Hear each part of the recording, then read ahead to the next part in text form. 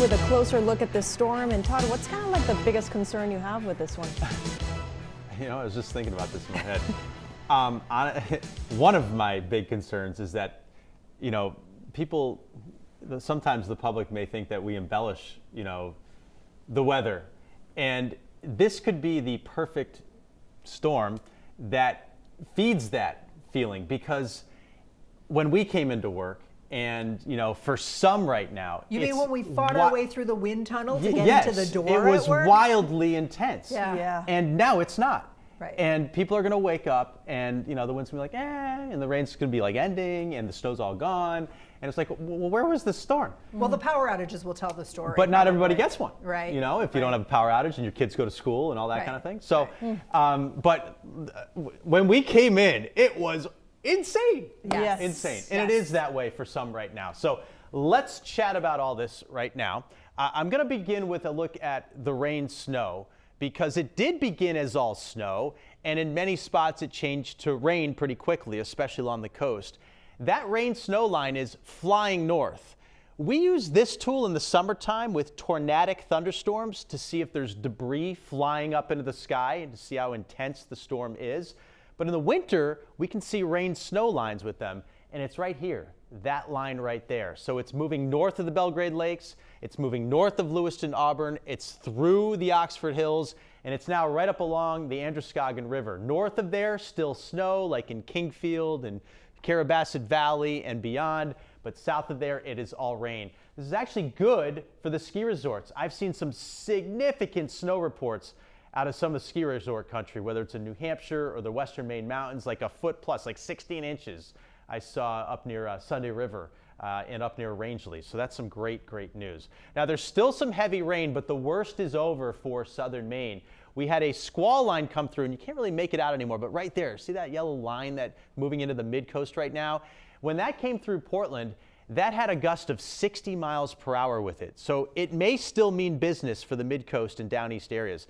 The other thing I threw on here were temps. 48, 47, 46, now 43 in Lewiston. We are melting snow real fast, and with still heavy rain falling, that's leading to significant drainage issues. And we're going to have some flooding out there this morning for the morning commute. Wouldn't shock me if you come up on an intersection or at the base of a hill and the road's closed and you've got to find a detour around it. So it's going to be a slow commute.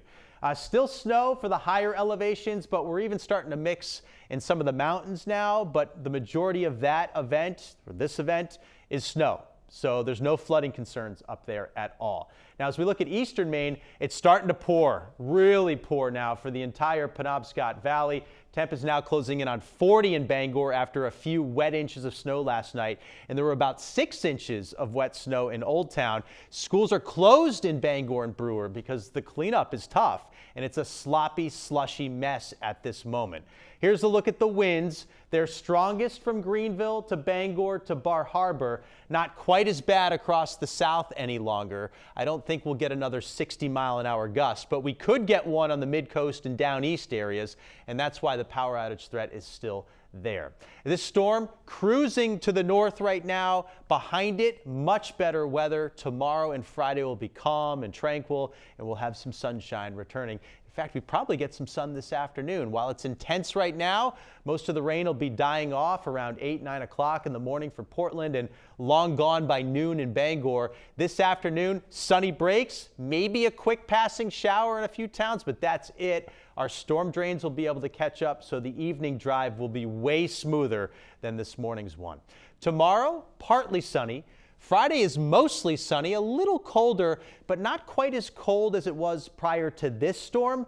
And that means when the next one moves in and it has a lot of the same characteristics as this one, it won't have as much snow. It also won't be quite as strong, so I'm not expecting as much rain or as strong of wind gusts. But still, it's going to be a powerful storm, and it's similar timing for Saturday. So Saturday morning, a little wild. The afternoon will improve.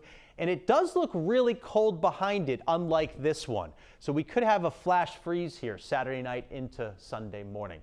Quick look at snow potential, just to give you an idea with the weekend storm. Yeah, like maybe 6 to 10 inches up in the mountains, and then it ramps down to virtually nothing along the coastline. But we'll give you more info on the weekend storm once we get through this one. What was crazy, when I came in around 3 o'clock this morning, some of the offshore buoys, and again, they're way out there, they're not land, they're offshore, were gusting over 80 miles per hour. Insane stuff, and the seas are growing right now, 14 to 19 feet. 7-day, wild this morning with the rain and the wind, but better this afternoon as sunshine starts to return.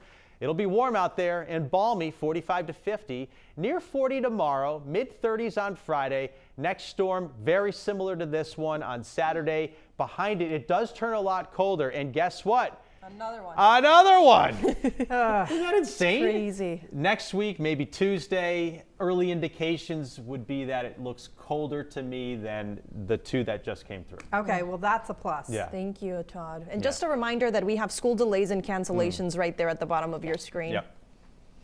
Thank you, sir. Sure.